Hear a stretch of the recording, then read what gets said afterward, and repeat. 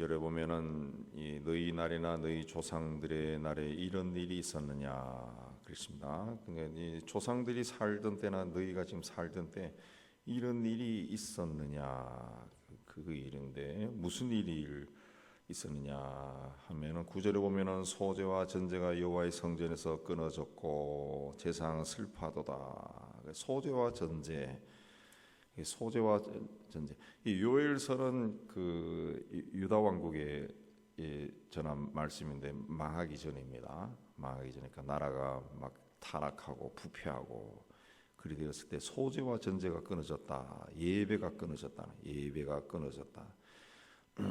소재는 곡식으로 하나님께 제물을 바치는 거고 전제는 포도주를 부어 드리는 건데 소재와 전제는 반드시 번제, 짐승을 제물로 바치는 것과 함께 드리는 겁니다. 이거는 아침과 또 해가 질 때 아침과 저녁에 드리는 거 제사고 또 안식일과 또 월삭에 매월 첫째 날 드리는 제사죠. 그러니까 일상생활과 밀접하게 연관되어 있는 제사인데 하나님 앞에 나가는 건데 이게 끊어졌다. 이 끊어졌다라고 하는 것은 이 방해를 받았다는 거죠. 방해받았다. 이 그런 뜻입니다. 누군가에게서 이 예배를 하나님께 나아가서 하나님께 예배드리는 것이 자꾸 방해를 받는다. 그걸 이제 상징적으로 4절에 팥중이, 메뚜기, 느치, 황충을 이제 비유로 이야기합니다. 팥중이, 메뚜기, 느치, 황충은 다 이 메뚜기과에 속하는 곤충들인데 이것들이 자꾸 이 백성들의 삶을 갉아먹는다는 거죠. 이 팥중이는 뭐냐 하면 팥중이는 잎을 잘라먹는 그런 곤충입니다. 그러니까 하나님께 드리는 예배가 자꾸 잘라먹는다는 그러니까 세상 일로 오늘은 골프 치러 가야 돼. 오늘은 뭐 해야 돼. 이게 그런 것들이 자꾸 내가 하나님 앞에 예배 드리는 나가는 것을 방해한다는 거죠. 끊어버린다는 거죠. 그런 것들이 자꾸 예배를 잘라버린다. 혹은 뭐 토요일까지 열심히 일하다가 너무 피곤해. 오늘은 쉬고 싶어요. 이렇게 자꾸 예배를 자른다는 거죠. 메뚜기는 때로 다니는 곤충인데, 때로 다니. 그러니까 이거는 욕망을 상징합니다. 욕망, 어떤 이 뭔가를 많이 가지려고 하는 욕망, 부하려고 하는 욕망. 그 욕망 때문에 하나님 앞에 온전하게 나가는 것이 방해를 받는다는 거죠.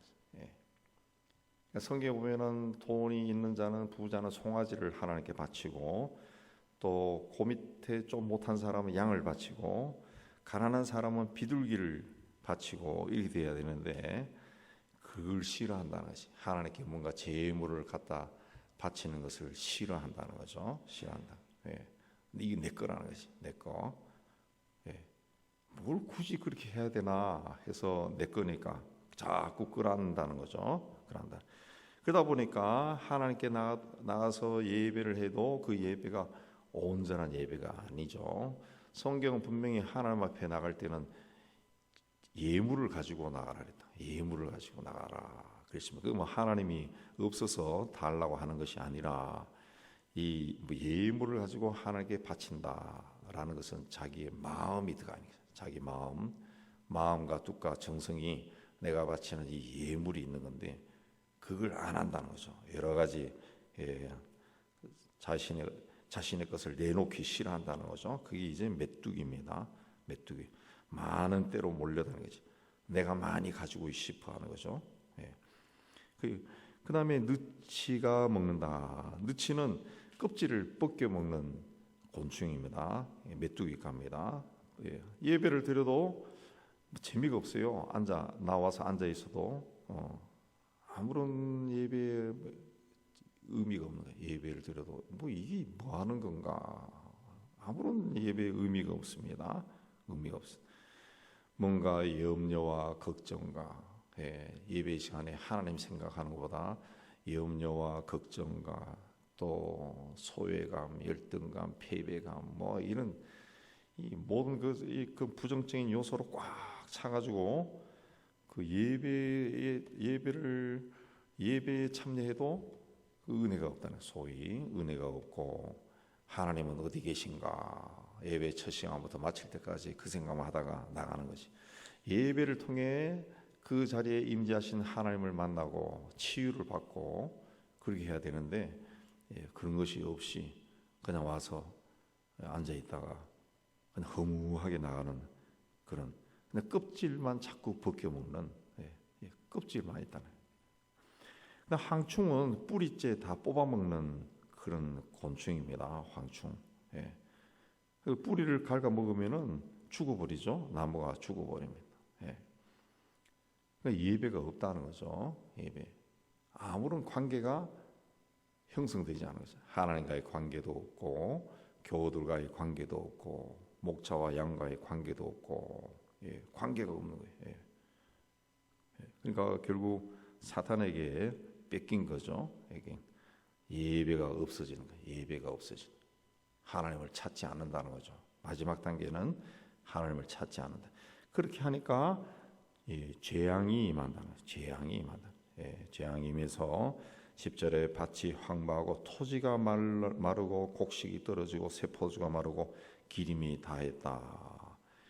황충이 뿌리까지 다 갉아먹으니까 남는 것이 아무것도 없어요. 아무것도 없어요. 쑥대밭이 되어버린 겁니다. 그 양식도 없어지는 거예요. 양식도 없어지고, 뭘 먹고 살지도 모릅니다. 밭에 11절에 소산이 다 없어졌다. 밭에서 아무것도 나오지 않는다. 12절에는 포도나무가 시들고 무화과 나무가 마르고 석류, 대추, 사과, 밭의 모든 나무가 다 시들렀다. 다 시들러서 사람의 즐거움이 말랐다. 사람에게서 즐거움이 사라졌다는 거죠. 즐거움이 사라졌다. 사람에게서 즐거움이. 그 16절에 보면은 기쁨과 즐거움이 하나님의 성전에서 끊어지지 아니하느냐, 끊어졌다는 거죠. 끊어졌다. 이 기쁨이라는 것은 내적인 기쁨이고, 즐거움은 그 외적인 기쁨입니다. 내적인 기쁨은 우리 마음이 기뻐하는 거고, 즐거움은 우리 몸이 즐거워하는 거. 이것이 없어졌다는 거지. 이 마음이 즐거워한 것은 눈에 보이고 뭔가 자기 삶에 되어가는 것들이 좀 잘 되어갈 때 마음이 풍요로워지고 기분이 좋아져. 육적인 기쁨은 뭡니까? 먹는 거죠. 먹는 거, 먹고 마시는 거. 근데 밭의 소산이 다 없어졌어요. 포도주도 생산이 안 돼. 그러니까 즐거움이 없어지는 거예요. 먹는 기쁨이 없어졌다. 그렇습니다. 이 사람이 그 먹는 거, 이게 굉장히 중요합니다. 굉장히 중요한. 요즘은 너무 잘 먹어가지고 다이어트 한다고 안 먹고 막 그렇게 하는데, 다이어트를 해도 먹으면서 해야 됩니다. 저희 지론 굶으면서 하면은 그 다이어트가 아무런 의미가 없어요. 먹으면서 해야 돼요. 조금씩이라도 먹으면서. 이 사람에게서 이 먹는 즐거움이 빠져버리면은 뭐 살이 빠지는 거는 뭐 살이 빠지겠지만은 이 다른 살이 빠지는 것 외에 다른 요소들이 같이 없어져요. 같이 없어져. 이게 별로 좋은 게 아니에요. 조금씩 먹으면서 오히려 몸을 많이 움직이고 운동하고 그렇게 해서 자기 것도 뭐 간식이나 이 단 걸 안 먹으면서 자기 몸을 컨트롤해 나가야지. 인간이 영만 중요하다 그러면은 그 하나님이 영혼만 세상에 보냈을 거예요. 근데 하나님은 육신을 보냈잖아요. 흙으로 인간의 몸을 만들었다. 몸을. 그러니까 몸도 중요한 거예요. 몸도 중요한 거예요. 이 몸을 즐겁게 하는 것도 중요하다. 몸을 즐겁게 하는. 그래서 제가 젊었을 때는 이걸 깨닫고 대단한 것도 아니지만은 혼자서 한 달에 한 번은 내 혼자서 나를 즐겁게 하기 위해서 내가 좋아하는 맛있는 집에 가서 혼자 음식 사 먹은 적도 있어요. 자기 몸을 즐겁게 하는 것도 필요하다고. 혼자서라도 어디 가서 내가 좋아하는 걸 하는 거예요. 그래서 내 몸이 막 행복해하는 걸 느끼는 거죠. 그래서 자기 몸을 중요한 것이 중요한 건데 이 몸을 즐겁게 하는 것이 사라졌다는 거죠. 몸을 즐겁게 하는 것이 사라졌다. 그랬습니다. 예. 가축도 이 먹을 것이 없으면은 울부짖습니다. 울부짖. 예. 예. 집에서 키우는 강아지 그 뭐 하루라도 주지 않고 그래 보여. 얘가 그냥 막 정신이 나간다고. 정신이 나간다. 가끔 인스타그램 보면은 그 굶은 강아지들 이제 밥 주는 거 나오는데 막 걔들이 막 정신이 없어요. 정신이 없어. 먹을 때. 동물들도 그런데 사람도 오죽하겠어요. 18절에 보면은 가축이 부르짖고 소떼가 소란하디 꼴이 없습니다. 양떼도 피곤하다. 뭐 들판을 다니면서 이 그 풀을 뜯어먹으려 해도 풀이 없다. 풀이 다 살라버렸다는 거죠. 풀이 다 타버리고 없다는 거죠. 그 양떼도 피곤하다. 그랬습니다. 먹을 것이 없으니까 동물들도 소란스럽다. 그랬습니다. 소란스럽다. 예.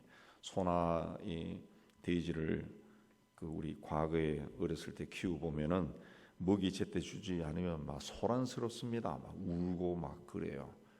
닭도 예전에 우리 집에서 닭도 키울 때 닭도 제때 뭘 주지 않으면 이놈들이 부엌에까지 들어옵니다. 부엌에까지 들어와서 부뚜막까지 막 올라온다. 그러니까 동물들도 다 그런. 몸이 이 사람이나 동물이나 몸도 즐거워야 되는데 그게 없어졌다. 그게 없었다. 그래서 15절에 슬프다 그날이여 여호와의 날이 가까워졌나니 멸망같이 전능자로부터 이르리로다. 하나님이 심판의 날이 가까이 왔다. 그랬습니다. 이 하나님의 심판의 날이 가까이 왔다는 거죠. 세상이 그렇게 변해가는 세상이 그렇게 변해간다는 거죠. 자, 그렇게 되어간다라는 거죠. 되어간다. 그래서 앞으로 우리 세계 인구가 과거 50년에 비해서 뭐 2배, 3배로 늘어났다 그러는데 이번에 우크라이나에서 전쟁이 일어나면서 우크라이나가 세계 곡창이라 그러잖아요. 거기서 밀이 수출되지 않으면서 밀가루가 폭등하고 뭐 이렇게 됐는데 이제가 이런 것들이 하나의 어떤 상징적인 사건인 것 같아요. 앞으로는 어떤 일이 닥칠지 모르는데 제일 무서운 게 뭡니까? 곡물이 없어지는 겁니다. 곡물. 곡물 생산이 제대로 되지 않으면은 이 뭐 아우성이 나. 아우성이 나. 요즘 뭐 다 쌀밥 안 해 먹는다 그러지만 만약에 우리나라에서 쌀이 공급되지 않는다 그러면은 뭐 할렐루야 그러면서 뭐 밀가루 먹지 뭐 그럴까요? 안 먹어도 먹는데요. 난리가 날 겁니다. 난리가 과일만 먹고 사람이 살 수 없거든요. 근데 이런 것들이 앞으로 되어갈 일에 대한 어떤 사인일 수도 있다라는 걸 우리가 봐야 됩니다. 이 곡물 파동이 제일 무서운 겁니다. 곡물. 우리는 뭐 이 나라에서 좀 먹고 싶은 거 다 먹고 살지만 아프리카 같은 경우는 이미 곡물 파동이 일어나서 막 굶어져. 아직도 뼈만 남은 아이들이 있더라고요. 뼈만 남고 그렇게 이 뼈만 남은 아이들 또 어른들 그쪽 동네는 아직도 있어요. 곡물 생산이 안 되니까. 아프리카도 대륙이 크니까 어떤 지역은 아주 풍요롭거든요. 근데 어떤 지역은 곡물이 없어요. 먹을 게 없으니까 그냥 뼈만 남아요. 이게 사람인가 할 정도로 그 먹는 것이 그렇게 중요한 겁니다. 그 한쪽에서 그렇게 그 굶어 죽고 있다. 우리는 괜찮다. 그게 아니라 이 재앙은 같이 오는 겁니다. 이 바람이 불어오듯이 이렇게 쑥 오는 거죠. 언젠가는 온다는 거죠.